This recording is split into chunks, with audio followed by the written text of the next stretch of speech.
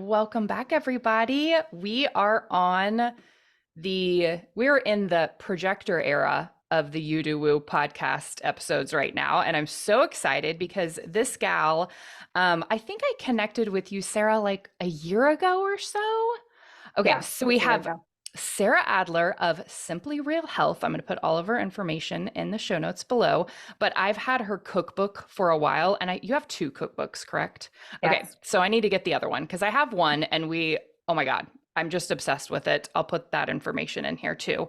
But she is a mom, now a podcast host, a cookbook creator, a blogger. She wears like so many hats, a very multi-passionate projector. But I had to have her on here because you guys know I'm not like the biggest fan of Instagram. I don't live on there. Sarah doesn't either, actually, but the way she uses it is such a projector vibe. And for those of y'all who are projectors, I knew that she would be a great expander for you. So, welcome to the show, Sarah. I'm so excited to finally have you on. Tell us a little bit about you. You're like just booming on social media and with your cookbooks and with your coaching and the new podcast and all that kind of stuff. But will you tell us a little, just 5 or 10 minute snippet of how you got into where you are now? Yes, I love it. And thank you for having me. It's so fun to be here. And I think especially with human design, because it's something that I discovered, I don't know, maybe like 5 or 6 years ago. And it has been very much this like personal, thing that has just been for me. And I haven't really delved into the world of like talking about it with other people or Mhm. sharing or even thinking about it. I think specifically in the context of business, which is how I originally found you, because it's one of those things where once you sort of find out about human design, it just comes into question all the ways that you work and what you're working on and what you're doing. And so I just remember thinking and feeling when I did find it. So I've been running my business, Simply Real Health, for 13 years now. Wow. So I'm like old school. It was Yeah. like I was blogging before blogs were, they were just starting to take off. There was no Instagram, barely Facebook pages. Like it has been a long and really fun road. And I find myself now just feeling like even more certain of like what I'm doing and why. So just to back up a little bit, just a little bit about my story. I was somebody who grew up who was just always obsessed with health. And my parents, like bless their hearts, were always so into supporting whatever I was into. So that meant like buying nutrition textbooks for fun. And like I wanted a gym membership one year when I was like 9 years old. And and they're kind of like, okay, sure, it sounds like a healthy thing.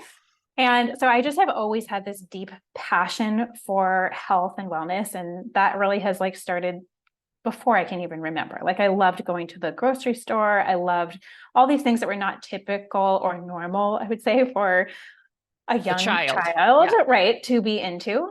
Um, but growing up, it was always in this context of like, well, the options are you could be a doctor, you could be a nurse, you could be a dietitian. And like those were the only three options. And I knew, to me, always deep down, it always felt like, yeah, but there's so much more than that. Like there's so much more than just, the fitness or movement part, which I loved for a while. And I was like, but then there's food, and then there's like thinking about life as a whole. And I've always had this perspective of like, there are so many different parts to being healthy and so much deeper than what we were ever kind of taught or what we ever learned, especially when I was growing up. It was like very much like in the 90s, like the fat-free craze and Mhm. like all the diet crazes and, everything, that was when food started to really shift away from what it has always been. And what I talk about it being real food, kind of Mhm. back to the basics of how food was always grown, how we always used to eat and cook and use these very simple, basic ingredients, and turned into much more of like the marketing culture around diet and health and wellness.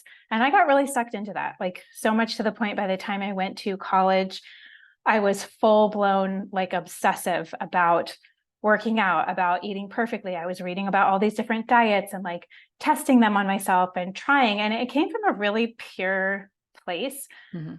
I think looking back now, I can kind of see there is like a little bit of an edge there, like where it was really about trying to be perfect and like have the perfect way of eating, the perfect workout, the perfect whatever.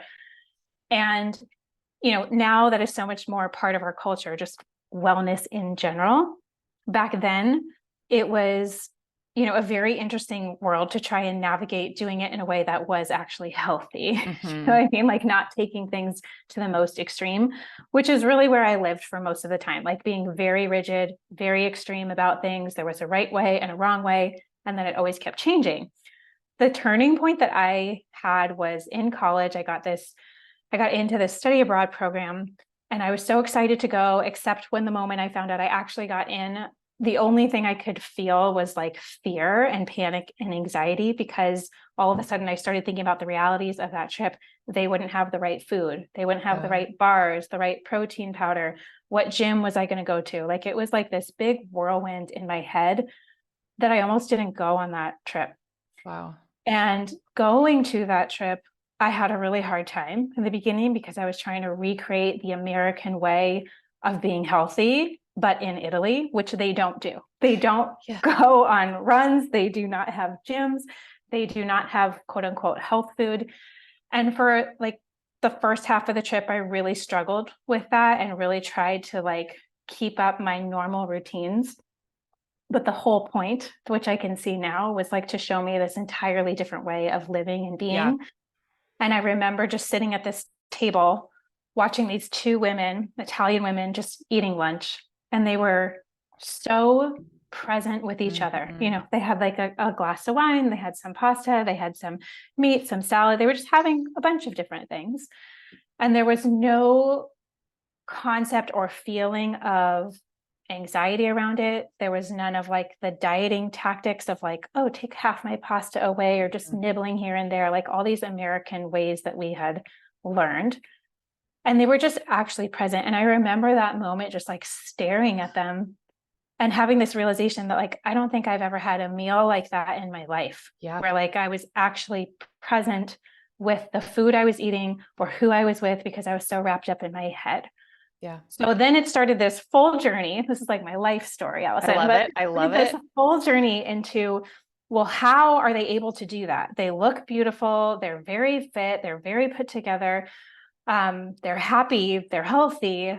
What am I missing here? Like, I want that life. I don't want the one where I'm constantly obsessing about things. And that was the starting point of learning and actually starting to look at like, wow, their food is very different here. Their lifestyle is very different. They have and grow up with this joy and this respect around food that is very simple. Like their foods just come from farmers markets or tiny little stands. Like they don't have these huge grocery stores. They don't have like all of the marketing surrounding their food. They just have learned from generations passed down that here's what real food is. Like it's simple, it's beautiful, it's potatoes, it's pasta, it's meat that's well raised and tended to, it's these beautiful vegetables and olive oil. It just like was so back to the basics, and it felt so refreshing to my soul. So I was like, what if all the things I have learned about at home, what if I tried this different approach? Because they do seem happier, and I think I'd rather live like that if it's possible. So that started this like 3 or 4 year journey once I came home to really start to notice, like, what am I eating? Like, where did it come from? Is it something that I could find in Italy, or that, maybe generations ago they would be eating? And the more I learned, the more I realized that everything I had learned up until that point was so like skewed in marketing and so skewed in these like tactics that were being given to us, I think trying to be helpful, but then the more you learn, you're like, not actually, it's about making money and the industries that make money in the food system. So it was this huge eye-opening moment, like so much so where I came back home. I knew I did not want to be a dietitian, but I was so kind of enraptured with food and this idea of food. And that's kind of when I learned how to cook and kind of go back to the basics. And the more I started cooking, the more I started realizing, this kind of goes back to human design, but I'm like, why is it so complicated? Like, as somebody trying to learn the basics around food and relearn what health actually means and what healthy eating actually means, why is it so complicated? Why are there Yeah. a million different ingredients? Like, why does it take like at least 30 minutes to make a meal? I don't have that time, you know? Mhm. And so that was the very beginning points of starting to put some things together of I love wellness. I love health. I'm starting to actually like food and have a better relationship to food than I ever had before. And that changed my relationship to myself. Mhm. And so that was the beginning point of everything. That was like back in the day, I was just cooking in my like tiny dark apartment. I had just graduated college. I had worked my way up in, I had a communications degree and a degree in sales. And I remember turning down a job I had worked all 4 years of college trying to intern to get because it was not aligned with this new realization that I had of like, I do love health, but there was nothing that I could look at and be like, that's what I wanted to. And Mhm. so it was this very slow unwinding of, okay, what do I believe in? Where are my values at? What do I love doing? And in learning that process, I'm like, well, if I don't know this stuff and I love food and I love all things wellness, what about everybody else? Yeah. Like I'm just learning this now. And so that was very much the starting point of wanting to teach and share and just really simplify food for people, of like teaching them about real food, teaching them about food and recipes that could work in real life and things were actually more simple and not complicated. And so Yeah. that's where my cooking career began. And I took horrible pictures, and that was my first blog. And that blog just grew and grew and turned into so many other things. That's amazing. Okay, and I have to tell you, like I went to Italy a few times growing up, but I don't think had this realization until later, until becoming a mom. Last year we went to Portugal for 2 weeks and we took Caroline, she was 2 at the time. And that was the first time I think traveling abroad that I realized how much better I felt in Yeah. in Europe. Like I don't here I hardly ever drink alcohol. There I drank a glass or two of wine with every meal, didn't feel bad whatsoever. Of course, we were walking miles up Right. cobblestone pathways with a stroller and all of that kind of stuff. Caroline ate ice cream almost every day, but their ice cream Yeah. is not the same as Yes. here. It was barely sweet, but she loved Yes. it. Yeah. Um, None of us had any digestive issues. We all felt amazing. We Mhm. like when you're drinking the water over there, it's mineral water, so it's mineralized. And I know you're big, y'all have to go follow Sarah because she has like the best tips for just getting minerals and nutritional content easy for yourself and kids. Your episode about kids and food, and if you didn't start early on Mhm. getting kids to eat real food, that's in my queue because we definitely started Caroline early. And then when she started school, it was like this whole like, well, I want pizza. I want like what everybody else is having. So I'm going to go listen to that and take notes and start implementing it. Cause right now, the only vegetable she will eat is your creamy kale Caesar salad, which I thank I you, love that. but that's all she'll eat vegetable wise. That's amazing. Anyways, That's all she needs. She's eating well, kale. Yeah. well, you know. But yeah, like being in Portugal was just it was eye-opening. And then you come back and you're like, "Oh my God." And we moved this past year and lots of different transitions. So I'm trying to give myself grace as I, you know, get back to making sure real foods are a part of our every meal every day. And you're very helpful with that. And I love the vibe that you have with it where you're very non-judgmental and non-shame, I guess, like shame feeling. Yeah. Sometimes, you can follow bloggers and influencers where you're like, oh my God, like you can tell you've done some deconditioning in the perfectionism area because that feeling comes across through your words, through your email newsletters, through Instagram, where it's like, hey, you don't have to be perfect. Just try this little hack and whatever. So thank you. Yeah. And yeah, I You're totally welcome. I totally resonate with that. Like I mean, even one of the first things I noticed was that families eating in Portugal, like no child had an iPad or a phone or anything. They were just talking and hanging out and had like coloring books or things like that. And we really, really try to not have we don't even have an iPad for Caroline, but like we try to not give her our phone. Um, Yeah. one time at a really fancy restaurant, we sort of had to do that because she was having a tantrum. And I was like, here we go. You're going to watch Bluey for a little bit. It has its time and place. Yeah. But for the Yeah. most part, we've trained her to act like a Portuguese family when we're dining out and we all sit and talk to each other, or she can color or something like that. So it's just a very different vibe with their meals. Yes. So, And everything, like you said, it's like the walking that like they're just active. It's not necessarily exercise, but they live a very active life and they have a lot of like presence around their meals and they have a lot of joy with meals. Like it's not about being perfect. It's they are eating gelato and ice cream and drinking wine. I mean, even some of the countries like smoking cigarettes, but yet they are yeah, healthier so crazy. than so many of us. And Yeah. it's just wild to think about that because it's just so different. And I do very much resonate with that perfectionist tendency because I think that's how I used to look at everything. And there's so much to be said about wellness, but not doing it from a place of all or nothing. And I find that like in like most of the clients that I work with, and when I run my group program, it's all about deconditioning that all or nothing mindset because it impacts your food. It's that voice that tells you like, well, I haven't done it perfectly, so what's the point? Or like, I'll start again tomorrow. It's all a wash. It doesn't matter.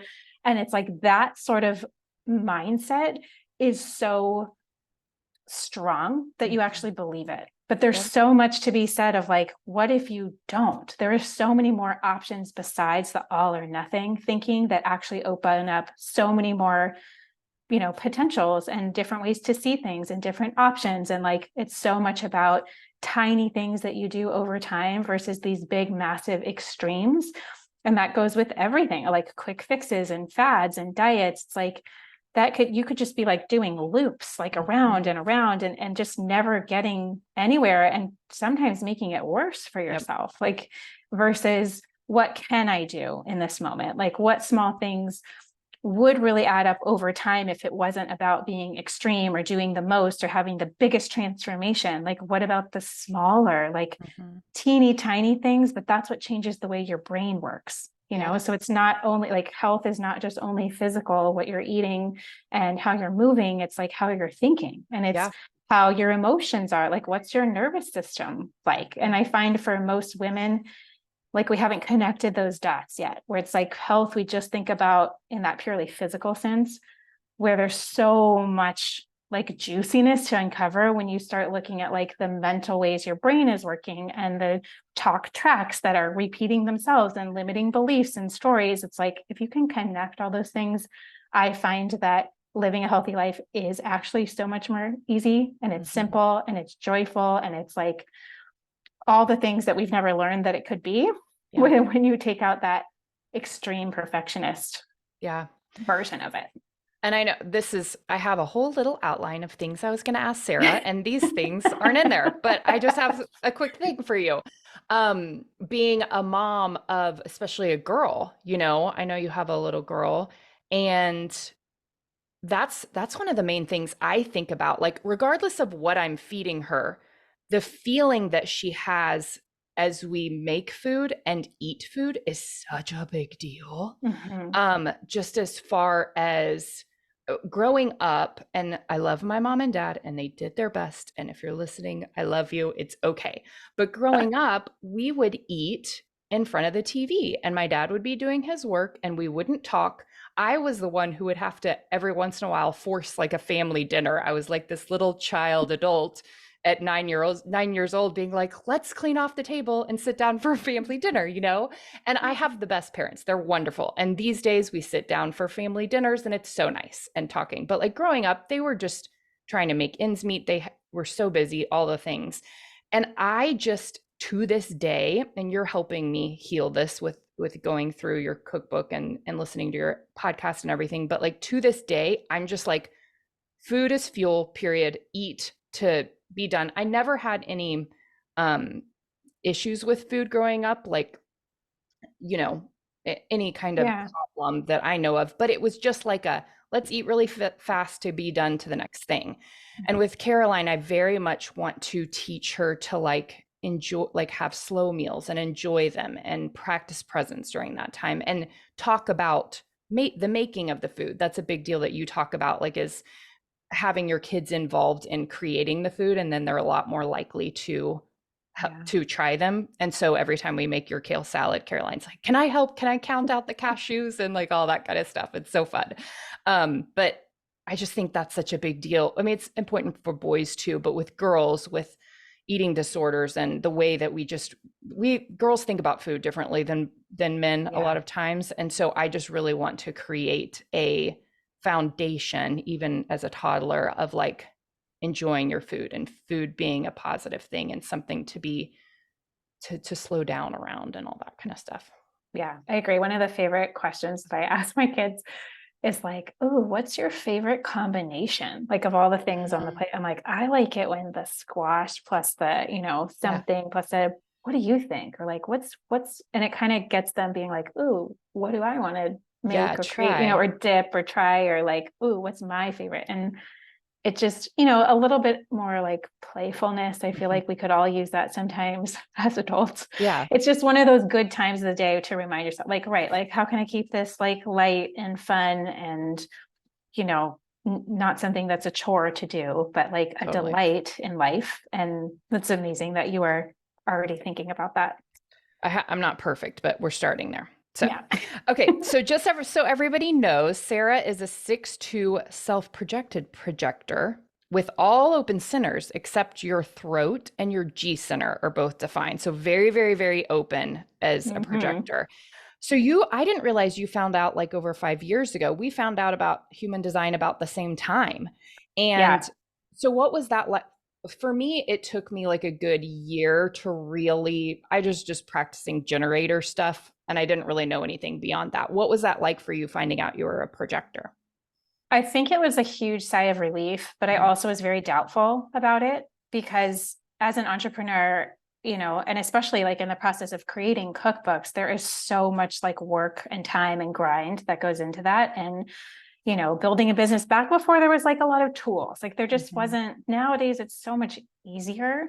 But back then, I was just very like conditioned of like being an entrepreneur means this and working this amount of hours per day. And I didn't I think I found out human design, I guess, like right around or before my son was born. So it was Mhm. kind of in that transition time of becoming a mother, which I think is looking back now, I'm like, that was the time I probably needed to hear this Mhm. of like projectors doing better when they're working around 3 hours a day. Mhm. And I first was like, I don't believe that. That's not like, who is that possible for, Yeah. really? And I think the more I did kind of let it sink in, I'm like, it's not that that's going to be every single day, but that if I can find those glimpses of times where that's happening, like more than maybe it's not. Of course, there's busy seasons and there's seasons where you're working on, different projects that's going to require a lot more time and attention than that.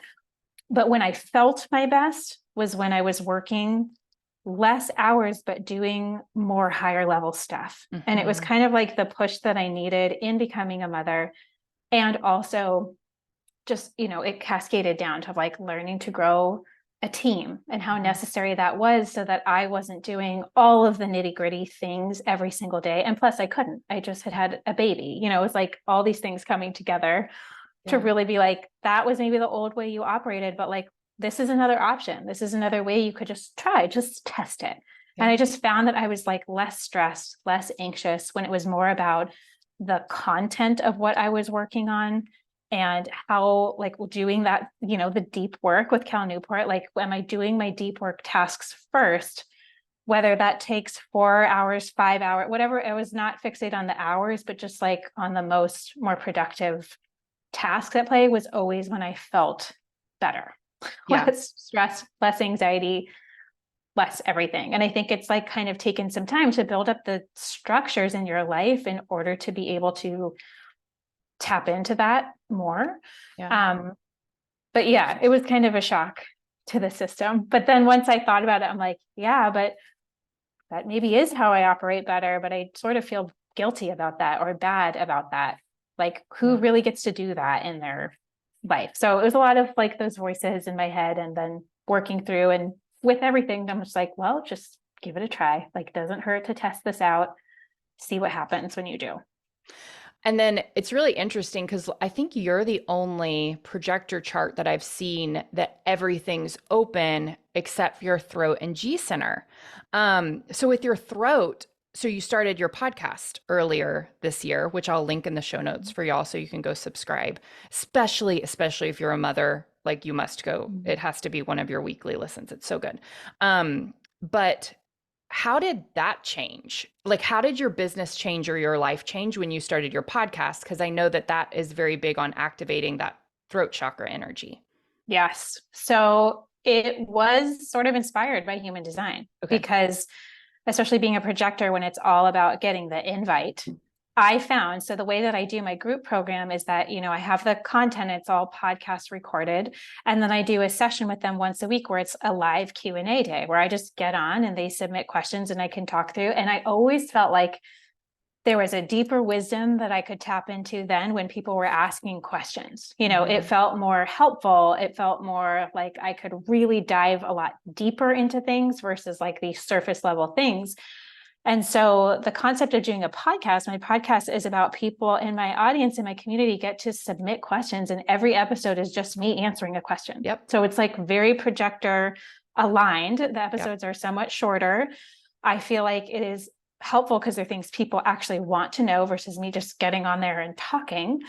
And it feels so much deeper, like a much deeper connection because I can talk about things like these nuances around food or health or mental health or wellness or motherhood or business stuff that's like, you can't just say that in an Instagram post, like there's no way to access the depth or the wisdom or the, like what we're really getting to here. And that was the inspiration behind it of like, I wanted a place to do that I could not, it wasn't just surface level or these quick answers, but I'm like, I want to answer the question that I know you're really asking underneath the question that you're actually asking. Yeah. And so that very much has been a huge thing for me. And it's become so fun. It was also the thing I was the most scared to do because it was so different. And I just didn't know if I didn't, like the sound of my own voice, all the things, all the fears that come up. But the feedback that it's brought in, I think has been just like so heartfelt and so amazing to see because I have always felt that like my work doesn't necessarily fit into a neat, tidy box. It's like so many different things. And it's always been that way for me. And so the podcast has been a really great area to do that and bring people in a little bit deeper. I love that so much. I've been subscribed to your email list, which I look forward to because they're beautiful. They're very beautifully curated. It makes me be like, oh my God, I need to go redo how I do my emails. But it's so different reading an email versus hearing the person's voice and their tone and all that kind of stuff. Because, you're like the information that you're bringing. I always say that when we read like an email or a text or something like that, you're sort of sometimes reading it with your own lens. So if you talk judgmentally to yourself, you could be like, ooh, that like she's saying to do this because it's healthier. And so you sort of have that view on it. But when you hear your voice talking about it, it's like kind and warm and non-judgment, you know what I mean? Like it's a whole other vibe. So I'm very glad that you started your podcast and I appreciate it. And I think it's going to continue to be really magical for your brand. So yeah, I think those are the only questions. And I know that we like to keep these short and sweet. And I just wanted you guys, especially those of you who are projectors, and Sarah's also a 6'2" profile. So if you're 6'2", she might be a great role model expander for you in the 6'2" realm as well. Cause I know you talk a ton about having your alone time and having your quiet time, and you have 2 kiddos and you make it doesn't have to be perfect and it doesn't have to be 5 hours a day, but you make pockets, and you're really great for following for little tips and tricks for that hermit time and that you time too. So yeah, thank you so much for coming on. I'm definitely going to link your Instagram and your podcast. Is there anything else that you have going on right now for this fall time that my listeners can take advantage of? Yeah, besides the cookbooks, which feel like a great place to start because it's all about just simple meals, like 5 ingredients or less, 10 to 15 minutes or less. Like it's such a tangible, easy place to start, and start wherever you're at, like wherever feels good. And I always tell people, maybe you start with the desserts and you just kind of are upgrading ingredients in your desserts first, or maybe you look at your coffee or your matcha or, like some snack food first. You can start small wherever you're at. And then the second thing that we always do this time of year is our cooking club. And that's where it's like this massive recipe database of mine where every week I drop a new recipe in there, and you can sort by if you have allergies or sensitivities. You can sort by Nice. if you have broccoli going bad in your fridge, and it pulls up all the broccoli recipes for you. So we always do a sale, usually around the end of the year. So Cool. possibly by the time we're listening to this, that sale might be on, but it's just a great way to get some just constant inspiration, an influx of ideas. Like we all need more of those things. But more than that, I would really say just come say hi on Instagram. I love like learning people. And I think what you're doing, Allison, is so amazing because I didn't have any examples of this, or I was like, a projector, is there anyone out there running a business who's a projector? Like, just doesn't seem very, like it lines up very well. But I think it's amazing that you're creating this community of women, maybe some men too, of just like what that looks like, and how, and the different ways that that can be expressed or shown, and just really showing us what's possible. So if you are a fan of human design, let me know. Yeah. It's something that I want to be talking about more too to my community, because I just think it's one of the best tools to really like learn a little bit more about yourself. It's a great way to start listening to your body, and then you can move that over to food and what you're drinking and eating and all that kind of stuff too. So thank you for what you're doing too. So excited to have you on. I appreciate it. Thank you. Thanks. Bye.